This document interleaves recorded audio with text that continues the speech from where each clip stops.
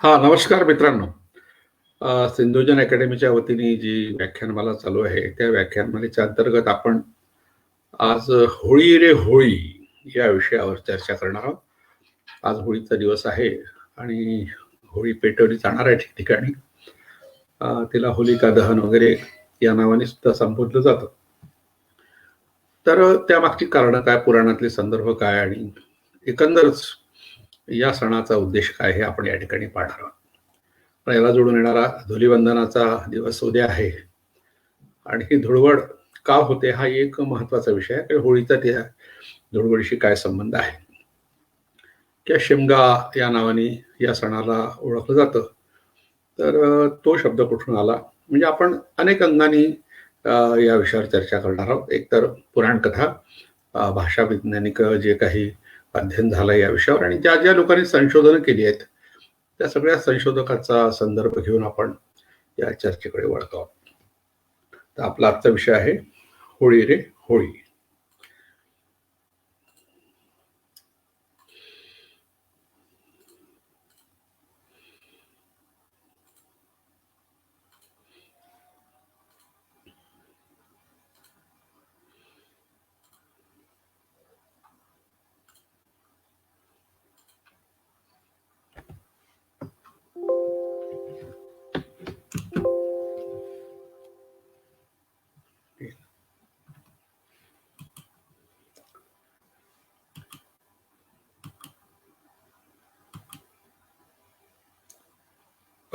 होळी रे होळी हा शब्द उच्चारल्याबरोबर एक शब्द आणखी पुढे येतो, पुरणाची पोळी.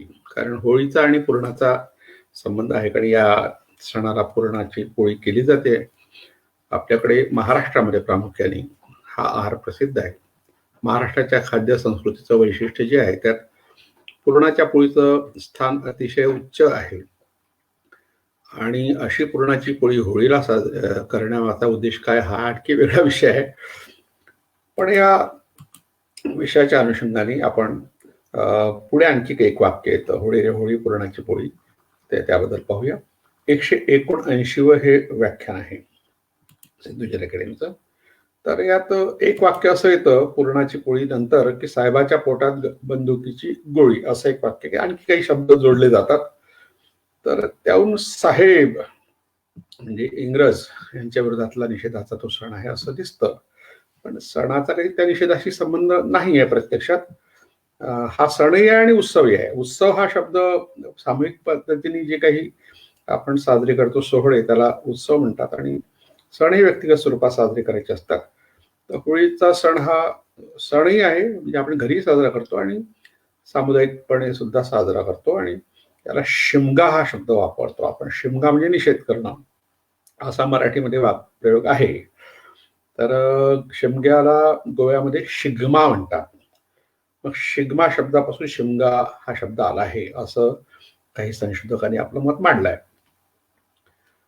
आता शिमगा हा शब्द म्हटलं की निषेध असा एक वाक्प्रचार आहे, अशी एक समजूत आहे किंवा शब्द आपण वापरतो. तर गेल्या शतकामध्ये इंग्रजांचं राज्य आपल्या देशावर होतं तेव्हा होळी रे होळी पुरणाची पोळी साहेबाच्या पोटात बंदुकीची गोळी अशी हाळी द्यायची. लहान मुलं अजूनही देतात. आता कुणाचा निषेध करायचा असेल तर त्याचं नाव टाकून मग तसं म्हटलं जातं. तर अशी हाळी ठोकत बेभानपणे नाचणारी मुलं होळीच्या दिवशी पाहायला मिळतात. या त्यांच्या शब्दामधून पारतंत्र्यातील इंग्रज साहेबाचा निषेध स्पष्टपणे झळकतो. स्वातंत्र्याचा सुवर्ण महोत्सव साजरा होऊन 2 शतकं होत झालेली आहेत. तरी काही ठिकाणी वरील शब्दामधून पारतंत्र्य काळातील जुलमी आठवणींना उजाळा मिळतो. उत्सवांमधून समभावना व्यक्त होते, तसंच बदलत्या संदर्भाचं कोंदण उत्सवाच्या स्वरूपाला नवपण आणतं. म्हणून प्रत्येक सण उत्सव बदलत्या सामाजिक, राजकीय, धार्मिक, सांस्कृतिक संदर्भातही आपलं अस्तित्व टिकून ठेवतात. त्यांच्या बदलत्या स्वरूपातही त्यामागचा हेतू मात्र व्यक्त झाल्याशिवाय राहत नाही. हे सणाचं स्वरूप बदलतं कालांतराने. तर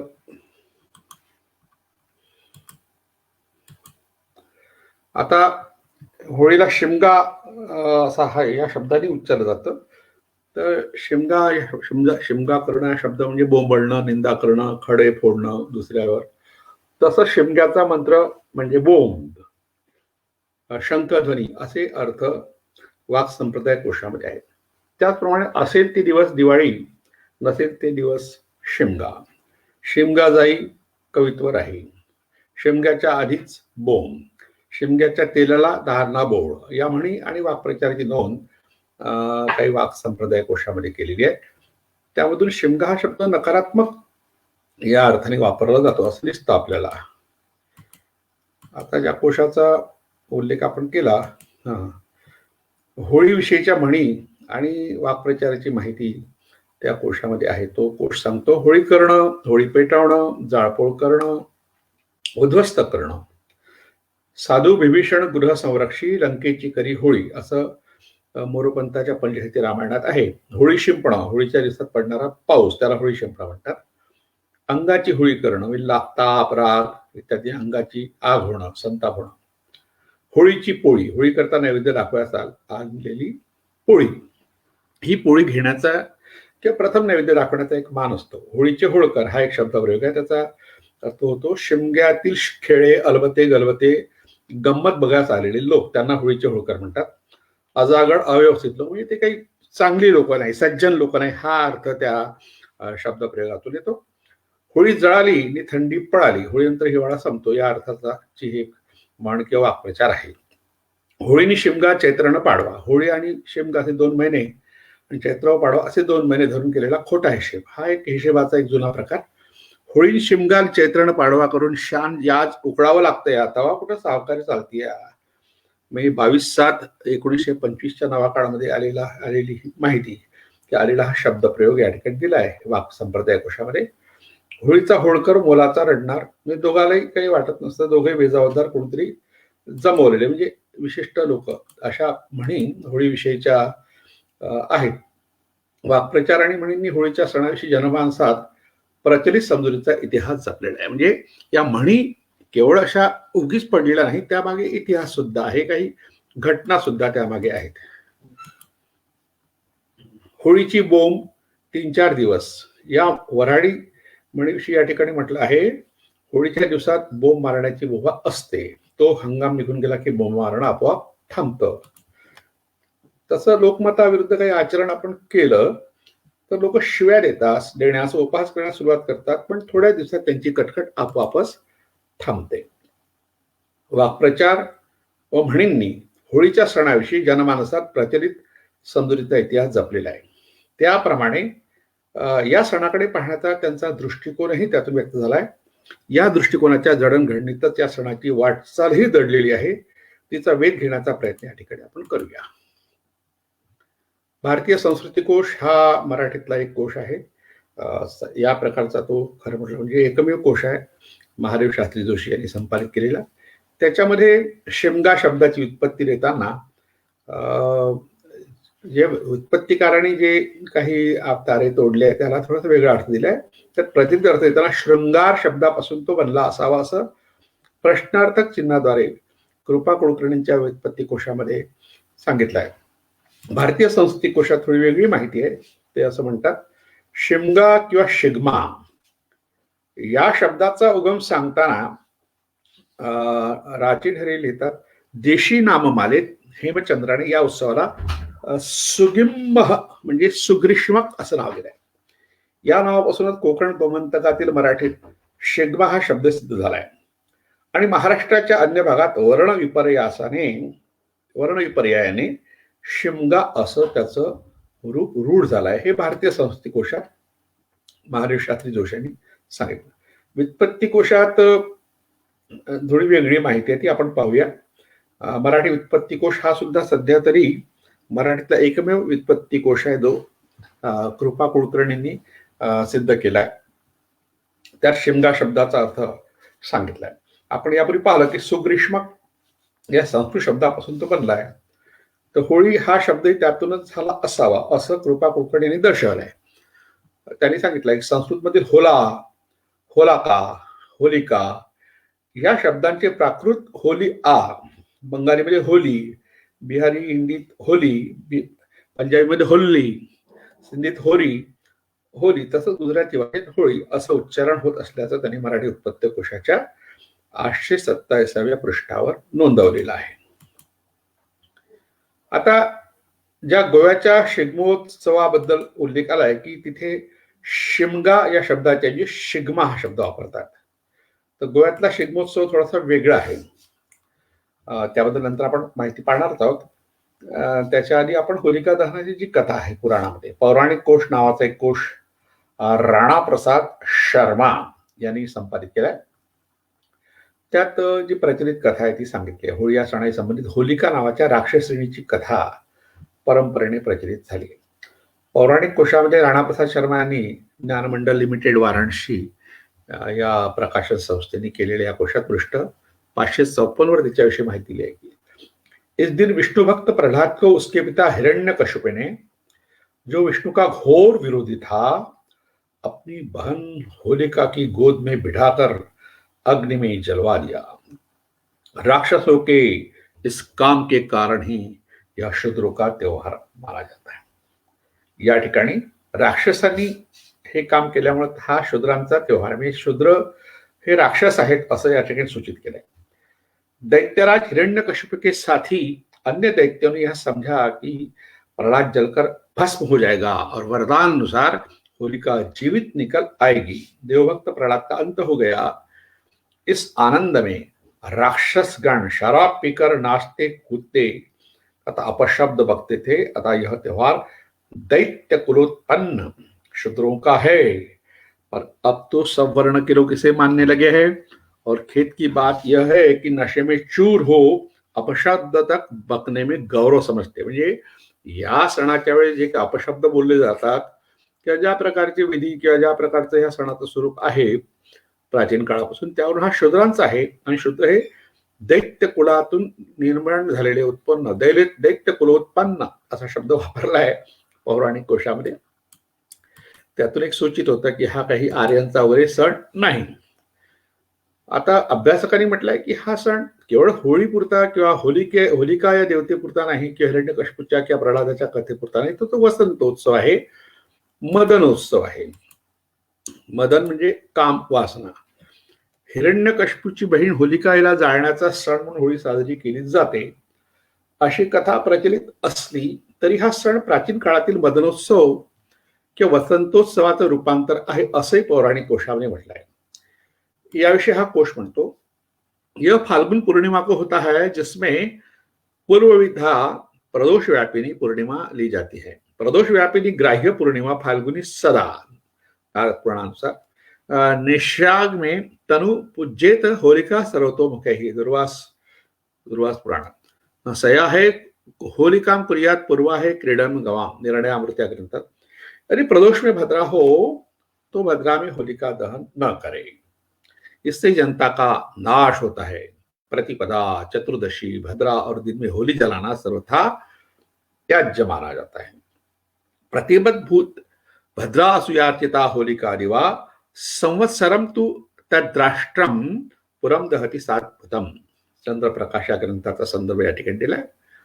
होली जलाने के अन्य नियमों तथा तिथियों की विशेषता के लिए द्रष्टव्य भविष्योत्तर पुराण, लल्ल, ज्योतिष तत्व, स्मृती कौस्तुभ आदी. म्हणजे हा अनेक ग्रंथाच्या आधारे राणा प्रसाद वर्मा यांनी ही माहिती दिलेली आपल्याला. आता ह्या होळिका पूजनाची गंमत अशी की याचा मुहूर्त सुद्धा ब्राह्मणांनी निश्चित केलेला आहे. दरवर्षी होलिका पूजन कसं करावं त्याच्या मुहूर्ताची माहिती पंचांगांमध्ये किंवा आता काही कॅलेंडर पंचांगासारखेच निघाले, त्यात सुद्धा हे मुहूर्त असतात. आता राक्षस म्हणजे शूद्रांचा सण म्हणून घोषित केल्यावरही होलिका पूजन अथवा दहनासाठी शुभाशुभ मुहूर्ताचे अवगुंठन लावण्यात वैदिकांनी पुढाकार घेतल्याचे या तपशिलावर दिसतं. म्हणजे आता लोक मानतात, तर मग लोकांकडून पैसे कसे उकळायचे त्यासाठी मुहूर्ताची भीती घालायची, विशिष्ट वेळी त्यातच होळी जाळली पाहिजे अशा समजुती, म्हणजे त्याला मुहूर्ताचं महत्व असा एक ब्राह्मणी रूप त्याला दिलं. या सणाची अधिष्ठात्री देवता होलिका असल्याचं सांगून एका राक्षसिणीचंही ते नाव आहे असं महाराष्ट्र शब्दकोश विभाग 7 या दातींचा हा कोश आहे. त्यात पृष्ठ क्रमांक 3226 वर उल्लेख केलाय. ते राक्षसिणीचं नाव आहे. होलिका पूजन या शब्दावरून होलिका पूजनीय देवतेविषयी संकेत मिळतो. म्हणजे एकीकडे तिला राक्षसिणी म्हणायचं आणि दुसरीकडे तिच्या पूजनाचा मूर्ती सांगायचा आणि पूजनाचा विधीही सांगायचा, म्हणजे ती देवता आहे. हे अप्रत्यक्षपणे या सगळ्या कोशकारांनी किंवा पुराणकारांनी ही माहिती दिली आहे. पण होलिका ही काय आहे नेमकं, ही माहिती मात्र कोशकार देत नाही. त्याचा अर्थ त्यांना एकतर नाही, ती माहिती नाही किंवा त्यांना द्यायची नाही. पण असे 2009 ते 2011 या दरम्यान एक लेख मला मातृपूजन विश्वभजन या नावाने साप्ताहिक चित्रलेखामध्ये मी लिहिली होती. त्यात होलिका या देवतेवर माहिती, ती एक मातृदेवता आहे. त्या सगळ्या मातृदेवतांची माहिती त्यात होती. होलिका ही मातृदेवता आहे असं सिद्ध करणारा हा लेख होता. आता या लेखावर आपण काही विस्तृत टिप्पण या ठिकाणी नाही करू शकणार, कारण आपल्याला इतर विषयाकडे वळायचं आहे. तर होलिका ही मातृदेवता आहे आणि तिचं पूजन करणारा एक संप्रदाय आहे, एक समुदाय आहे आणि त्यामुळे ही परंपरा टिकून आहे. फक्त तिच्याबद्दलची जी नकारात्मक माहिती ती पुराणकारांनी दिली आहे. तिचं या सणाचं ब्राह्मणीकरण झाल्यावर त्या सणाची जी मातृदेवता आहे, पूजनीय देवता आहे, तिच्या विरुद्धच माहिती सगळ्या पुराणकारांनी दिलेली आहे. आता आपल्याकडे होलिका नावाची देवता आहे, तसंच बंजारा समाजामध्ये हिंगडा नावाची होळीची देवता आहे आणि या ठिकाणी तिला खूपच महत्वाचं स्थान आहे.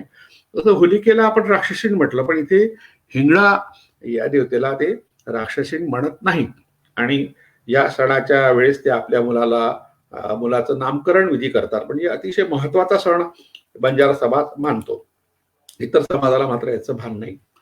मग हिंगळा मातेचं जे ठिकाण आहे ते पाकिस्तानमध्ये हिंगोलांबिका या नावाने, आणि त्या ठिकाणी जगभरातले बंजारा किंवा सगळे लोक जातात. आपल्या भारतातील हिंगोलांबिका मातेची काही ठिकाणं आहेत.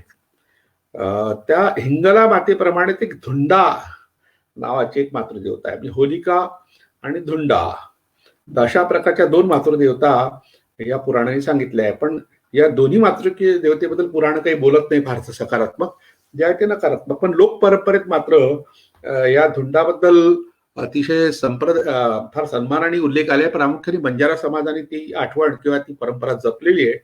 म्हणून आपण सर्वांनी बंजारा समाजाचे उपकार मानले पाहिजे की ते आपल्या मुलाचं नाव जेव्हा ठेवतात होळीच्या दिवशी, वर्षभर ठेवत नाही, मूल केव्हाही जन्मो, ते होळीच्या दिवशीच नामकरण करतात आणि त्या विधीला धुंड विधी असं म्हणतात.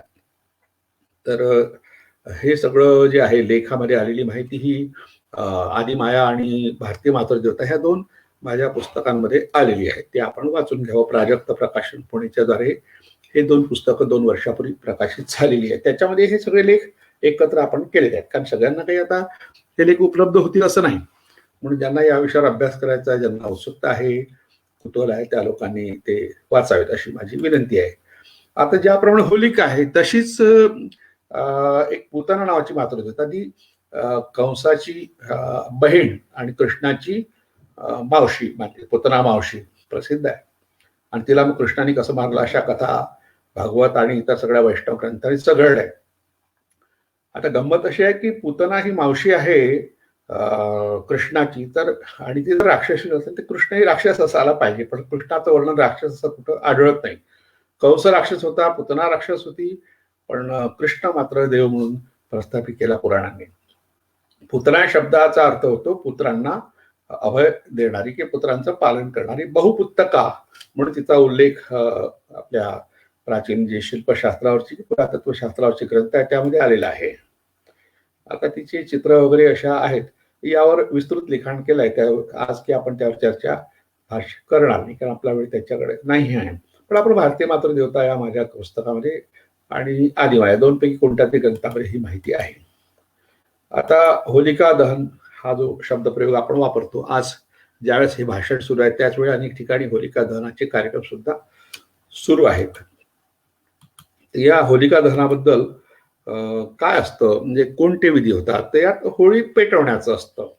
मूर्ती नसते, पण काही ठिकाणी आता आपण हे चित्रात पाहतो, काही ठिकाणी मूर्त्या सुद्धा अशा करतात होलिकेच्या आणि तिला जाळतात.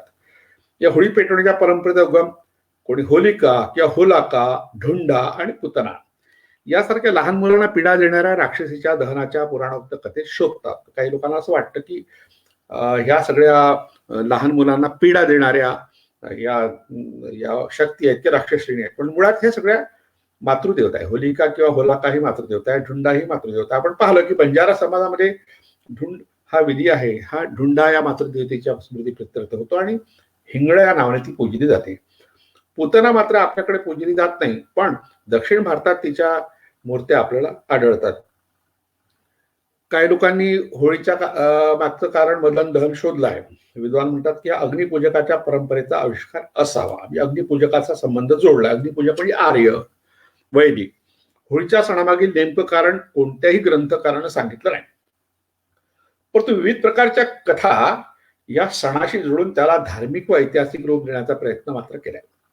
या कथांमधून पुराणिकांना किंवा वैदिकांना ज्या व्यक्ती शत्रुवत वाटल्या त्यांचा निषेध मात्र झालेला आहे. ज्या मुळात मातृदेवता होत्या त्यांना त्यांनी शत्रू ठरवलं, राक्षसी ठरवलं, दैत्य ठरवलं आणि त्यांच्या दहनाचा विधी म्हणजे त्यांच्या निषेधाचा विधी अशा लोकांकडून घेतला जे त्या मातृदेवतेचे उपासक होते किंवा आहेत. आता या ठिकाणी आपण एक मधुबनी चित्रकलेतलं चित्र पाहतोय. यात एक पूतना राक्षसीण चित्र आहे आणि डावीकडे लहान बाळ आहे, त्याचं रक्षण करणाऱ्या स्त्रिया आहेत आणि ही पूतना ही लहान मुलांना पीडा देते अशी समजूत आहे. ती अगदी लोक परंपरेत सुद्धा आलेली. मधुबनी ही बिहार मधल्या एका गावाचं नाव आहे आणि त्या ठिकाणी ही चित्रकला विकसित झालेली आहे. ढुंडा आणि पूतना या दोन ज्या मातृदेवता आहे त्याच होलिका म्हणून या ठिकाणी. ज्याप्रमाणे होलिका दहनावरून हा सण आला असं म्हटलं गेलं, त्याचप्रमाणे ढुंडा आणि पूतना त्या तथाकथित बालग्रह ही संकल्पना अशी आहे की लहान मुलांना जे आजार होतात बालपणी त्या आजारामागे या राक्षसिणी आहेत किंवा या अलौकिक शक्ती आहेत असं मानलंय. वास्तविक ह्या अशा मातृदेवता होत्या की ज्या लहान मुलांचं रक्षण करीत असत. मुळात लहान मुलांचे रक्षण करणाऱ्या त्या होत्या. अगदी त्यांच्या प्रकृतीच्या विरुद्ध अशा तऱ्हेचं वर्णन करून किंवा अशा प्रकारच्या कथा रचून त्यांना बदनाम करण्याचा प्रयत्न पुराणकारांनी केला. अशा अनेक बालग्रहाची माहिती आपण बाकी आपण बोललो होतो डाकेन या व्याख्यानाच्या वेळी, की बालग्रहावर आपण स्वतंत्रपणेच केव्हा तरी चर्चा करूया.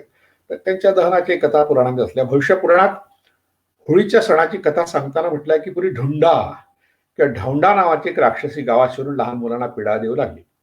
त्या लोकांनी तिला बेभत्स शिव्या व शाप देऊन सर्वत्र अग्नी पेटून तिला भिजवलं आणि पळून लावलं अशी कथा भविष्य पुराणात आली. भविष्य पुराण अलीकडला म्हणजे इंग्रजांच्या भारतातल्या आगमनानंतरचं हे पुराण आहे. म्हणजे अलीकडल्या पुराणात सुद्धा अशा प्रकारच्या कथा तयार करण्यात आल्या आणि अज्ञानापोटी जे तिचे पूजक होते किंवा आहेत तेच लोक तिचं दहन करतात असं विचित्र प्रकार आपण पाहतो.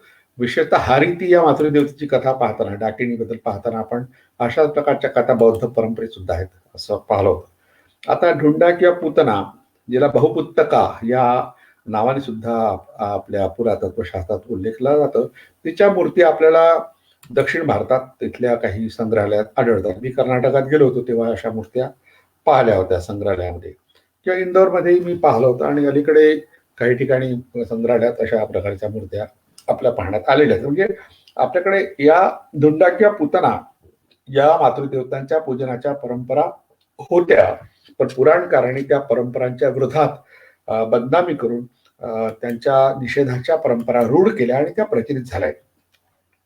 या कथेतील ढुंडा ही सुद्धा एखाद्या प्रदेशाची मातृका असावी.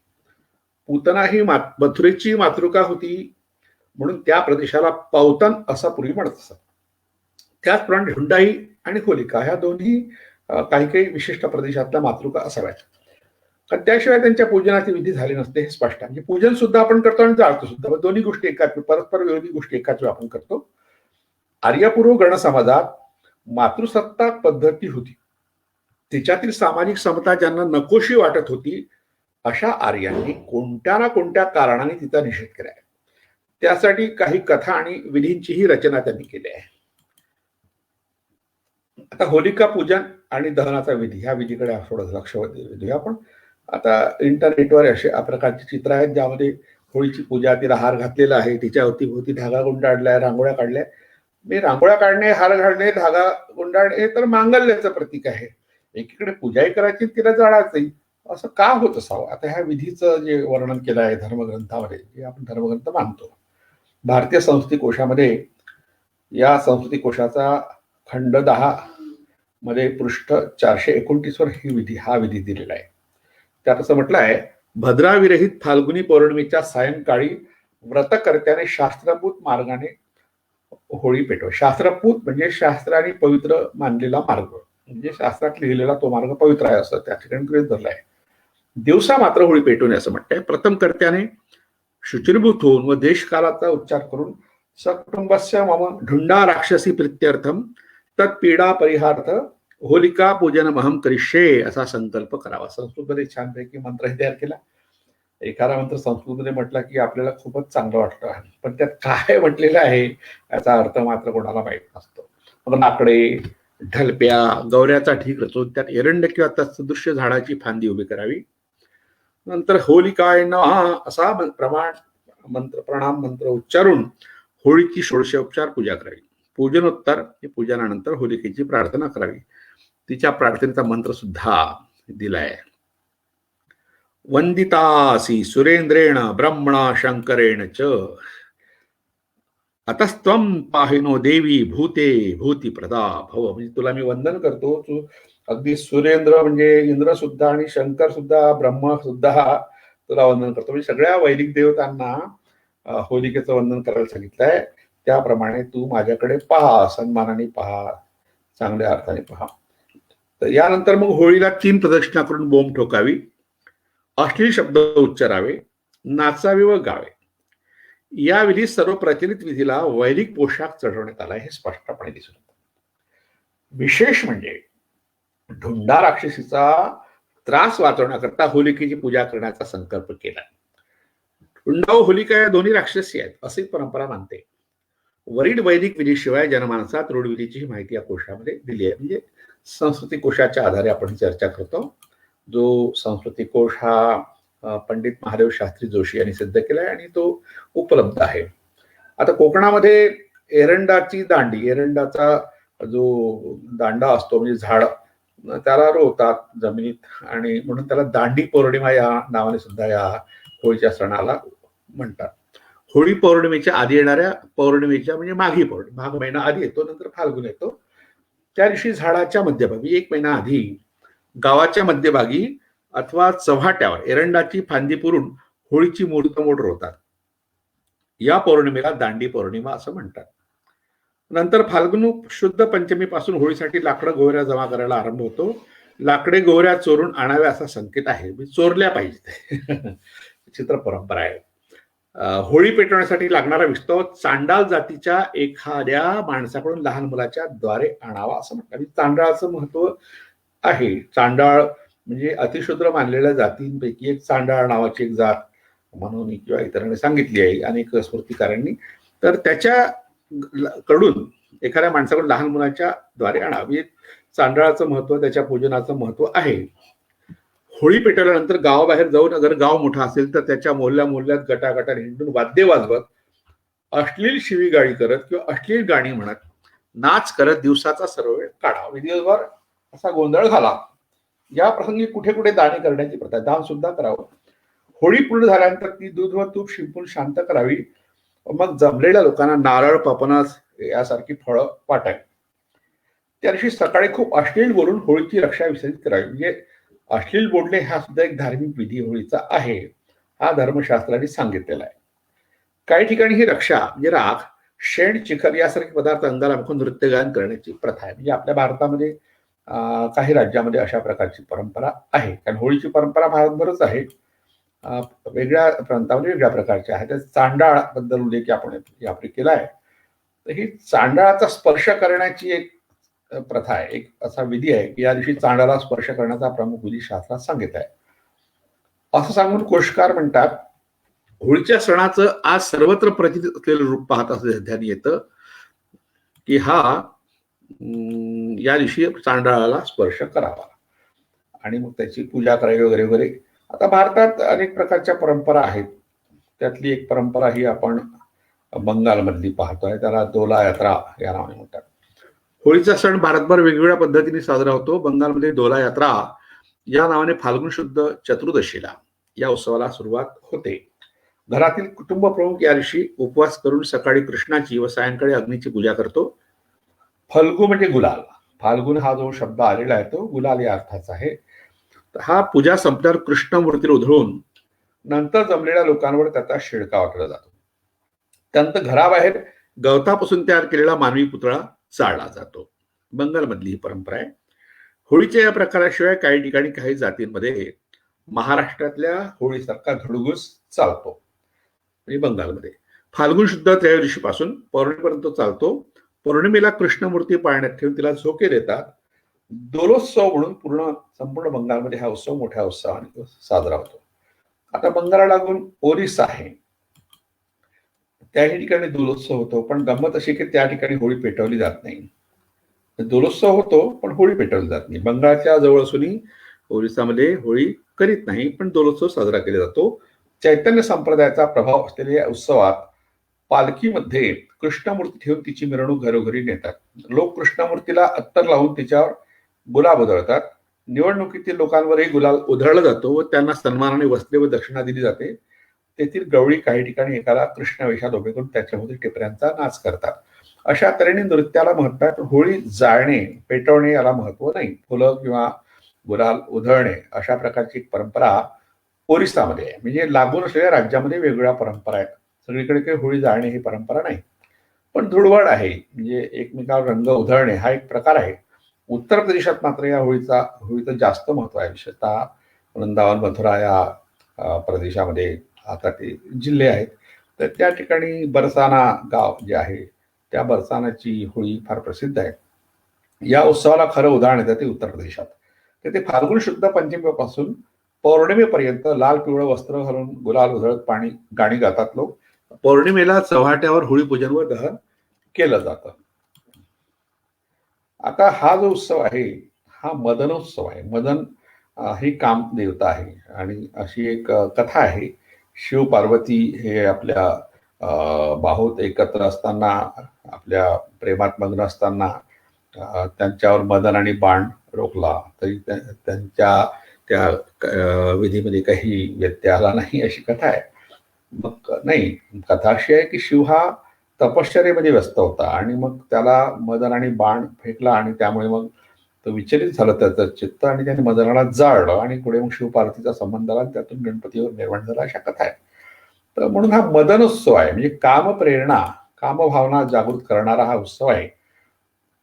या उत्सवाच्या प्रीत्यर्थ दक्षिण भारतात वेगळी परंपरा आहे की शिवालयासमोर होळी पेटवली जाते आणि काम देवता मदनाला जाळलं होतं, अशी कथा आहे. त्याचं प्रतीक म्हणून मदन दहन होळीच्या रूपात येथे साजरा केलं जातं. होळी हा मदनोत्सव आहे. आता मदनोत्सव का आहे त्याचं उदाहरण पाहूया. आता महाराष्ट्रात होळीची जी प्रथा आहे त्यानुसार फाल्गुन शुद्ध नवमीपासून पौर्णिमेपर्यंत काही ठिकाणी, तर कुठे कुठे पौर्णिमा ते अमावास्या या ठिकाणी महाराष्ट्रात होळी साजरी केली जाते. या होळीत आंबा, माड, पोफळ, एरंड यासारख्या झाडांच्या फांद्या जाळण्याची प्रथा काही ठिकाणी आहे. पुरणाची पोळी हे या दिवशीच्या भोजनाचे एक वैशिष्ट्य म्हणून होळी रे होळी पुरणाची पोळी असं म्हणतात. या दिवशी अश्लील शब्दांचं उच्चारण करणं जणू काय सणाच्या कर्मकांडाचा आवश्यक भाव आटावा असं लोक वागतात. त्यामागची कारणही पाहणं आवश्यक आहे. मादक पदार्थाचं सेवन करून अर्वाच्य गाणी गाणं, शिवीगाळ करणं, जुगार खेळणं या अभद्र वर्तनाचं कारणही समजणं गरजेचं आहे. असं का करतात लोक हे आपण समजून घेतलं पाहिजे. होळीच्या दुसऱ्या दिवशी होळीवर तापवलेल्या पाण्यानं स्नान केलं तर रोग नाहीसे होतात, तसंच होळीची राख अंगाला फासल्याने भूत बाधा होत नाही, अशी एक समजूत आहे. आता गोव्यामध्ये, महाराष्ट्रातल्या इतर भागात बहुतेक सारखीच होळी साजरी होते, पण गोवा आणि कोकणात थोडंसं तिचं स्वरूप वेगळं आहे. त्या होळीबद्दल महादेव शास्त्रींनी वेगळीच माहिती दिली आहे. ते असं म्हणतात की शिमगा म्हणजे पालता हात तोंडाला लावणं, शिमगा म्हणजे बिभत्स अर्वाच्य बोलणं, हे समीकरण आम्हा गोमंतकीयांना मान्य नाही. आमचा शिगमा गातो, नाचतो, वाचतो आणि खेळतो. आमची होळी जळत नाही तर उभी राहते. गावोगावच्या ग्रामदेवतेच्या देवळासमोर ती उभी केली जाते.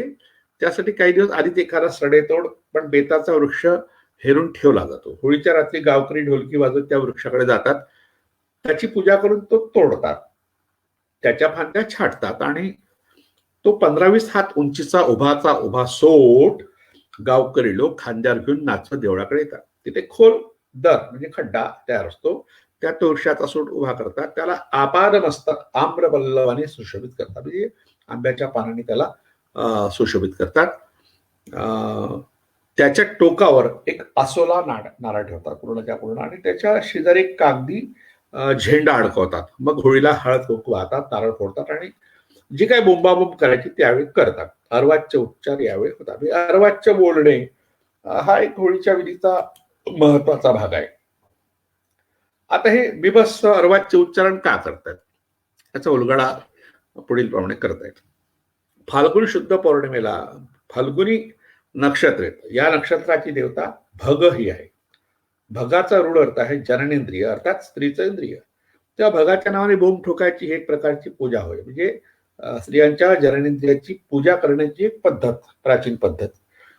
तो त्या देवतेचा सन्मानच समजावा, हे आता भारतीय संस्कृती कोशामध्ये महादेव शास्त्री जोशींनी लिहिलेलं आहे. या प्रकारानं होळीमागील स्पष्टीकरण देऊन गोमंतकाच्या होळीच्या निमित्ताने विविध प्रकारची सोंगे निघतात, खेळे येतात आणि राधा नाच होतो, अशी माहिती भारतीय संस्कृती कोशामध्ये दिली आहे. सण उत्सव या सरोजिनी बाबर संपादित ग्रंथात इंदुमती फाटक यांनी सुद्धा या मताला दुजोरा दिला. एक आणखी वेगळा ग्रंथ अलीकडे उपलब्ध झालाय, होलाष्टकोपनिषद असं त्याचं नाव आहे. फार मोठे संस्कृतचे विद्वान पंडित डॉक्टर स अ डांगे, जे मुंबई विद्यापीठात संस्कृत विभागाचे प्रमुख होते आणि प्रोफेसर ऑफ एमिरेट या पदाखाली पदावर होते. आता ते नाही आहेत, पण त्यांनी खूप मोठ्या प्रमाणात सण उत्सव, दैवत आणि भारतीय संस्कृतीच्या काही परंपरा आणि भारतीय संस्कृतीचं वर्णन करणारे ग्रंथ लिहिले आहेत. तर त्यांनी होलाष्टकोपनिषद हा ग्रंथ त्यांना नागपूरला मिळाला. त्यांच्या काही ग्रंथांमध्ये पुराकथांचा अर्थ हा ग्रंथ प्रसिद्ध आहे. वैदिक सॅक्रिफायसेस हा एक आहे आणि एन्सायक्लोपीडिया पुराणिक बेलीफ हा ग्रंथ प्रसिद्ध आहे. तर त्यांनी ह्या होळीबद्दल थोडीशी वेगळी माहिती दिली आहे. होळी हा शूद्रांचा म्हणजे कष्टकरी, कामकरी, सर्वसामान्य माणसांचा सण आहे असं वैदिक परंपरा मानते. परंतु वैदिक परंपरेतील अश्वमेध यज्ञ आणि होळी यामधील कल्पना आणि काळ सारखाच आहे असं डॉक्टर स डांगे यांनी 25 ते 29 एप्रिल 1968 रोजी पुणे विद्यापीठात बोलताना म्हटलं. त्यावेळी उपस्थित असलेले नागपूर विद्यापीठाचे हस्तलिखिताधिकारी डॉक्टर स मो अयाचित यांनी का हस्तलिखिताविषयी त्यांना माहिती दिली. होलाष्टकोपनिषद या नावाचं एक हस्तलिखित नागपूर विद्यापीठाच्या ग्रंथालयातील हस्तलिखित विभागात क्रमांक 5878 नोंदवला आहे. तर आधारित शोध निबंध डॉक्टर डांगे यांनी ऑल इंडिया ओरिएंटल कॉन्फरन्सच्या वाराणसी अधिवेशनात 1968 मध्ये वाचला व नवभारत मासिकाच्या 1968च्या दिवाळी अंकात तो प्रसिद्ध केला. हिंदू धर्म संस्कृतीमध्ये प्रकाशन नागपूरच्या वतीने 1974 मध्ये प्रकाशित अश्वत्थाची पाने या लेख संग्रहात तो आलाय. पृष्ठ 77 वर त्यांनी तो प्रकाशित केला. त्यात त्यांनी होलाष्टकोपनिषदाची माहिती दिली. या हस्तलिखितात 8 अध्याय असून त्यात 75 श्लोक आहेत. 8 अध्याय असल्यामुळे त्याला होलाष्टकोपनिषद म्हटलंय. यातील 8व्या अध्यायाच्या शेवटी लेखकाचे व या ग्रंथाच्या लेखनकालाचे उल्लेख आहे. त्यानुसार रसद वामदेव सरस्वती या टोपण नावाने कुणीतरी चैत्र कृष्ण द्वितीयेला इसवी 1816 मध्ये होलिका काव्य लिहिलंय, रचलाय. हास्यरसाच्या निर्मितीचा हेतू समोर ठेवून कवीने होलाष्टक महात्म्य नावाचे काव्य लिहिलं. त्याचा रचयिता आंध्र किंवा कर्नाटकातील असावा असं त्यात इल्ला, इल्ले, तसं अल्ला व खुदा या शब्दावरून वाटतं असं डॉक्टर डांगे म्हणतात. ते पुढे म्हणतात, हस्तलिखिताचा विषय होलिका देवीच्या संदर्भात सार्वजनिक रती असा आहे. अर्थात कोणत्या ना कोणत्या तरी रीतीने रेतोदान करावं आणि स्त्री पुरुष संभोग साध्य करावा. जिथे वैयक्तिक दृष्ट्या हे साध्य नसेल तिथे एकांत रथ असावं असं कवी म्हणतो. विविध प्रांतातील स्त्रियांची स्वभाव वैशिष्ट्ये त्यात नमूद करण्यात आणि त्यांच्या रथातील सौख्य चितारण्यात रतिशास्त्रातील ग्रंथासारखं वर्णन या हस्तलिखितात आहे. आता या ग्रंथाच्या आधारे काही माहिती स डांगे यांनी दिली आहे. सुफलता विधीमध्ये, जगभरात जे सुफलता विधी होतात प्राचीन संस्कृतीमध्ये, आदिवासींमध्ये ते आहेत आज. उघड्यावर सामूहिक संभोग करण्याची प्रथा जगभर होती. वैदिक काळात कल्प या नावाने कामालापाचा हा विधी होता. अथर्ववेदामध्ये जनकल्प या नावाचे मंत्र आढळतात. ते अश्वमेध यज्ञामध्ये म्हटले जात असत. प्राचीन महाव्रत या यज्ञोत्सवात कामालाप व कामाचार हा प्रमुख भाग होता. ही माहिती देऊन डॉक्टर डांगे म्हणतात, फाल्गुन हा वसंत ऋतूचा महिना मानला गेल्याने तो कामदेवाचा प्रिय मित्रच असल्यासारखे होय. पण वसंत हा कामाचा मित्र ही कल्पना पक्की रूढ आहे. होळीच्या दुसऱ्या दिवशी सर्वांनी चौरस्त्यावर जावे आणि छाती ठोकपणे ओरडून भग या शब्दाचा उच्चार करावा. पक्षस्थलम स्वकीयम तो भगमुच्चार्य ताडे. तांत एका गाढवाच्या शरीरावर एका वृद्धाचं मुख शाईने किंवा रंगाने छापून गर्दभोपरी संछाप्य छापून घ्यावं. त्याच्या दोन्ही बाजूंना केलसुणीची चामरे लावावी. अशा रीतीने मानवीकृत झालेल्या त्या गाढवाला किंवा गर्दभाकृती मानवाला परतलांच्या म्हणजे टाळ्यांच्या आवाजात रस्ते हिंडून माध्यान्हाच्या सुमारास गावाबाहेर नेऊन सोडून द्यावे. हा झाला भगोत्सव. त्यानंतर भगाची स्त्री जननेंद्रियाची स्तुती करून सर्वांनी स्नान करून घरी परतावं. त्यानंतर मात्र मौन पाळावं, अर्थात कामाला उच्चारू नये. म्हणजे एकच दिवस, त्या दिवशी फक्त ही परवानगी सगळ्यांना आहे. आणि मग घराबाहेर पडू नये तो व्रत संपल्यावर. महाव्रत किंवा भगोत्सव या नावाने या व्रताचं वर्णन केलं आहे. आता आपल्याकडे या ग्रंथात जी माहिती आहे त्यानुसार लोक वागतात. या ग्रंथातले मंत्र कोणाला माहित नाही, विधी माहित नाही, तो भाग वेगळा. पण मात्र काही गावामध्ये जावई असेल तर जावयाची धिंड काढतात. त्याला गाढवावर बसून धिंड काढण्याची प्रथा आहे. धिंड नावाचं एक शंकर पाटलांचं पुस्तक सुद्धा आहे. तर त्या परंपरेमागे उद्देश हाच आहे की जावया सन्माननीय असतो, पण त्याची अशा तऱ्हेने धिंड काढून त्याच्यावर जे अरिष्ट येत असेल किंवा गावावर जे अरिष्ट येत असेल ते अरिष्ट टळावं, ही प्रथा काही ठिकाणी आजही प्रचलित आहे. काही ठिकाणी गाढवावर प्रत्यक्ष माणसाला बसून त्याचं तोंड काळं करून त्याची धिंड गमतीने काढतात. तो निषेधाचा भाग नाही. तर काही वेळ खोटेच प्रेत घेऊन फिरतात. गंमत म्हणून हे करीत असले तरी ही प्रथा अत्यंत प्राचीन असून ती मागे ग्रामाला आणि सुपिकतेला बाधक अशा दुष्ट देवतेला दूर सारण्याची कल्पना, अरिष्ट निवारण हा त्याचा मुख्य हेतू आहे. प्रसिद्ध वृषाकपी सुक्त जे ऋग्वेदात आपल्याला आढळतं त्यात अशा तऱ्हेने दूर सारल्या जाणाऱ्या माकडाला पूर्वग पापसंहती आणि जनयोपन लोकांचा पापमोचक असं म्हटलंय. होळीच्या वेळी या प्रथेचं औचित्य आहे. सूर्यबीज धारण करताना पृथ्वीची सुपीकता वाढावी हा हेतू आहे. पण हे होत असताना एडापिडा टळणे हेही आवश्यक आहे. एडापिडा शब्दाचा अर्थ होतो, एडा म्हणजे पृथ्वी, जमीन, आणि जमिनीवरची पिडा म्हणजे पिकं येण्याकरता जे काही अवरोध निर्माण करणारे घटक आहेत ते आपल्याला पिडा म्हटलाय. पण जंतू असेल काही असेल तर ती टळावी. एडापिडा शब्दाचा अर्थ होतो शेतीवरील पिडा टळो. विदर्भात मात्र वेगळी एक परंपरा आहे. नागपूरला मारबत ही परंपरा महाराष्ट्रात इतर ठिकाणी नाही आहे. मारबत आहे, पण जी नागपूरची मारबत आहे काळी आणि पिवळी, त्यामागचा इतिहास आणखी वेगळा आहे. तो तिथल्या राजघराण्यातल्या महिलेचा निषेध म्हणून तो आला आहे असं म्हणतात. काही लोक त्याला देवताही म्हणतात. ती अनिष्ट देवी म्हटलंय. ती भाद्रपदाच्या प्रतिभेला गावाबाहेर नेली जाते. हा काळ बीजांकुराचा होते. बीजांकुराचा संबंध आहे. प्रस्तुत हस्तलिखितात सूचित केलेली आणि आजही प्रचित असलेली अनिष्ट निष्क्रमणाची प्रथा चैत्राच्या प्रतिपदेच्या इतरही अशा प्रथा प्रचित आहे. म्हणजे डॉक्टर डांगेंनी होलाष्टकोपनिषदच्या निमित्ताने ते नागपूर विद्यापीठात संस्कृत विभागात होते काही काळ. तर त्यामुळे ती प्रथा जवळून त्यांनी पाहिली असावी, म्हणून त्यातून त्यांनी मग आपलं मत दिलेलं आहे. अशा प्रकारची मारवत ही होळीच्या दुसऱ्या दिवशी धुलीवंदनाच्या दिवशी नागपूरला आजही काढली जाते. आता करोना काळामुळे आता अशा मारवतीला काही परवानगी नाही आहे, पण जागच्या जागी पूजा करतील ते लोक असं दिसतं. आता एकीकडे पूजन आणि दुसरीकडे दहन अशा दोन परस्पर विरोधी प्रथा होळीशी संबंधित आहे. याबद्दल आपण थोडक्यात माहिती आपली पाहिलीच आहे, त्यात काही नवीन नाही आहे.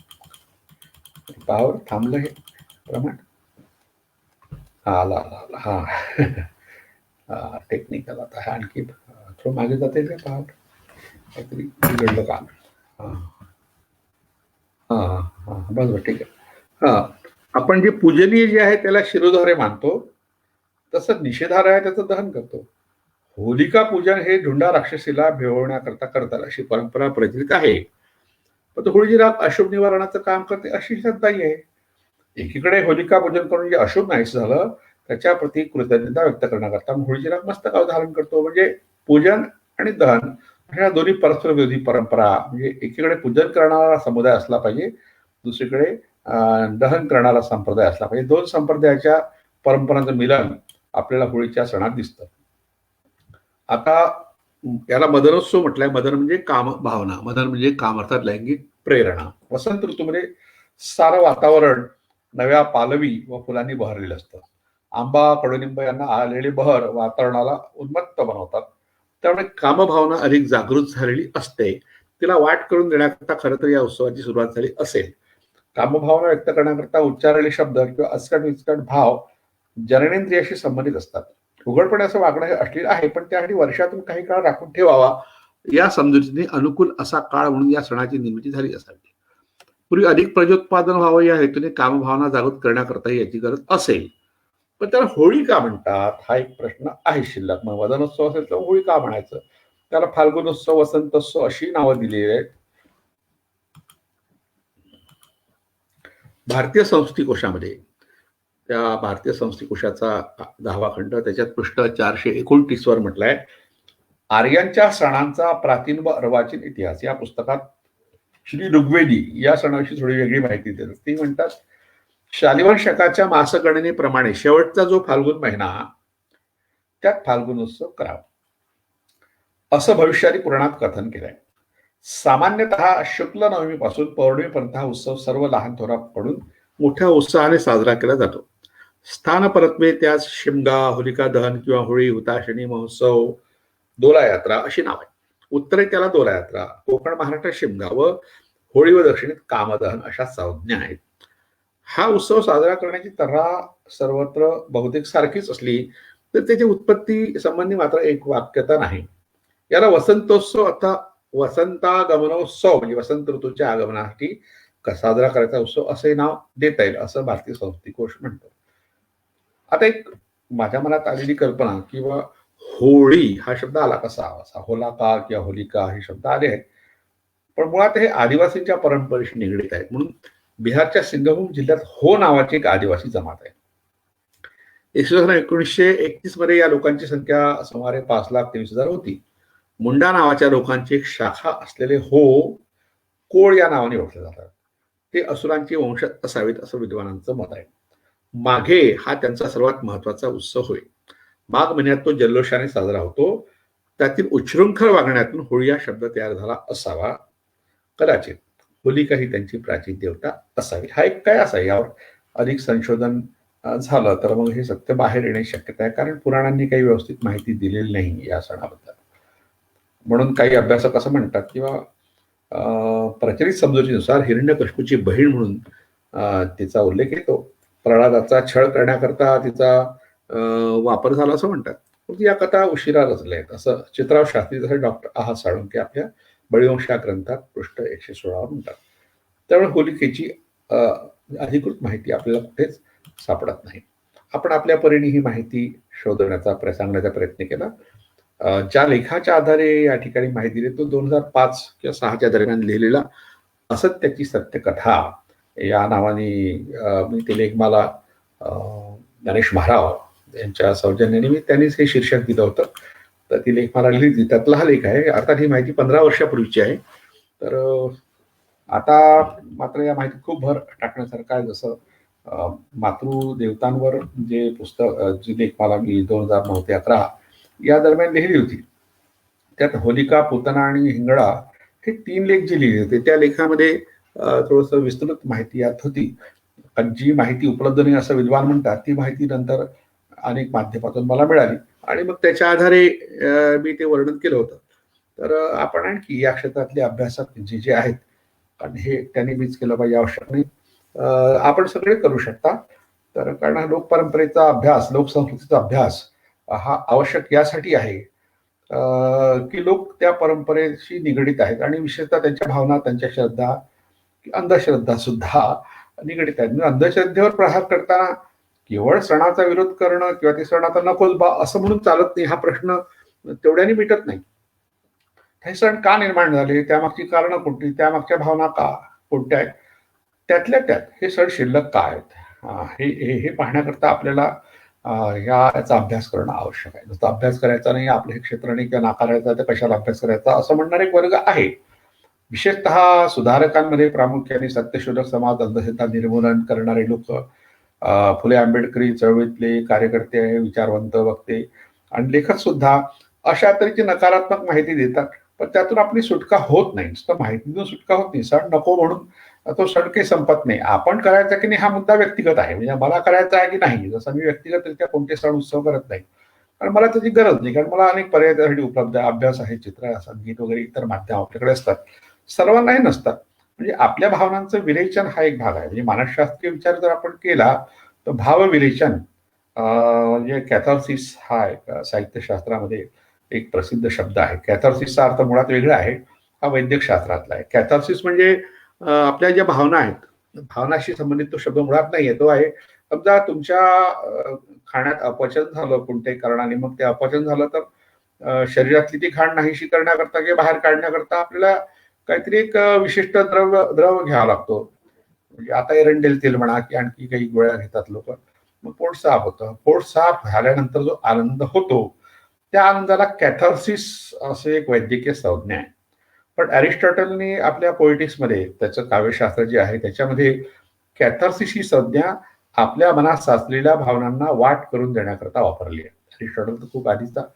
त्यानंतर सिग्मंड फ्राईडने भावविरेचन किंवा आपल्या भावनांना वाट करून देण्याकरता काय काय केलं पाहिजे, नाही केलं तर कोणकोणते नुकसान होऊ शकते आपल्या शरीराचं किंवा आपल्या मनाचं किंवा आपल्या आयुष्याचं, त्यावर खूप विस्तृतपणे त्याच्या सायको अनालिसिसमध्ये किंवा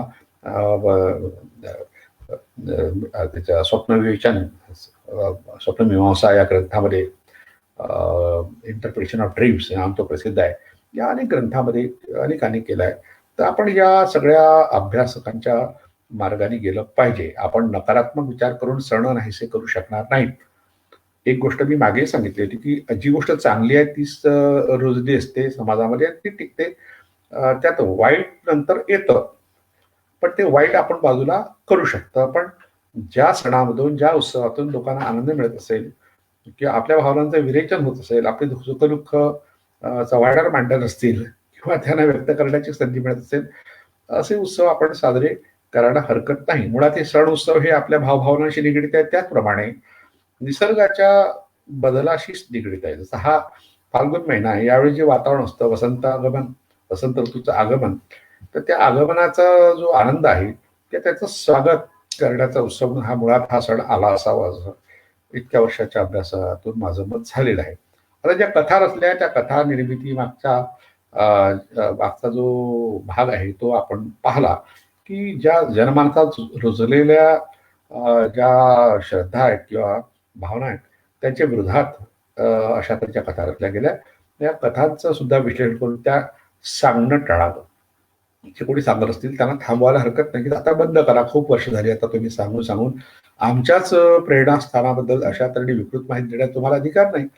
किंवा आपण आपल्या भावना दुखायला आपण पोलीस स्टेशनमध्ये कंप्लेंटही करू शकतो या कथा सांगणार. मग टीव्हीवाले असो, मग प्रवचनकार कीर्तनकार असो, लेखक असो की वृत्तपत्रात लिहिणारे आणखी कोणी पत्रकार असो, त्या सगळ्याच्या विरुद्ध आपण केस करू शकतो की तुमच्या अशा लिखाणामुळे आमच्या भावना दुखावल्या गेल्या. आमच्या ज्या मातृदेवता आहे किंवा आमचे जे आराध्य दैवत आहे किंवा आपले पूर्वज आहे यांची बदनामी यातून होते. विशेषतः बंजारा समाजाच्या हिंगडा मातृदेवतेची माहिती देताना माझ्या लक्षात आलं की बंजारा समाजाने तिचं पूजन किंवा तिच्या परंपरा अजून जपल्यात. आणि सगळ्यात महत्वाचा दिवस होळीचा त्यांनी मानलाय की त्याला ढुंड नावाचा विधी जे करतात, म्हणजे मुलाला नाव ठेवण्याचा, ती ढुंडा ह्या मातृदेवतेतून आलेला विधी आहे. हिंगडा, ढुंडा आणि पुतना. पुतना म्हणजे पुत्रांचं रक्षण करणारी, बहुपुत्तका, जास्त मुलांना जन्म देणारी या अर्थाचा तो शब्द आहे. आणि ती मातृदेवता दक्षिण भारतात अजूनही बऱ्याच ठिकाणी पूजनीय आहे. आपल्या संग्रहालयात सुद्धा तिच्या मूर्त्या आढळतात. दक्षिण भारतात, मध्य भारतात, महाराष्ट्रात सुद्धा आढळतात. तेव्हा अशा तऱ्हेने अशा मातृदेवतेची बदनामी करणारे जे कोणी लेखक, प्रवचनकार, कीर्तनकार किंवा टीव्हीवरचे निवेदक किंवा कथाकार यांना आपण विचारलं पाहिजे. आपल्या भावना दुखवल्या म्हणून त्यांच्या विरोधात आपण पोलिसला कंप्लेंट करायला हरकत नाही, कोर्टात द्यायला हरकत नाही. अशा लोकांना सगळ्या प्रकारची वैचारिक मदत करण्याची ग्वाही मी देतो आणि थांबतो. सिंधुजन अकॅडमीचे डॉक्टर सुजित शिंदे आणि त्यांचे मित्र साईप्रसाद भांड आणि इतर सगळ्या मित्रमंडळींनी मला इथे येण्याची संधी दिली. आणि असंच आपण 8-10 दिवसात, 12 दिवसात केव्हा तरी अनेक सणांवर चर्चा करायला एकत्र येत राहू. आणि तुम्ही ऐकतच आहात तेव्हा मला तुमचे आभार मानलेच पाहिजेत. आणि ज्यांनी ऐकलं नाही ते केव्हा तरी पाहतील, हे युट्यूबवर राहीलच हे भाषण. तेव्हा आज या ठिकाणी मला ही संधी दिल्याबद्दल सिंधुजन अकॅडमीचे मी आभार मानतो आणि थांबतो. धन्यवाद.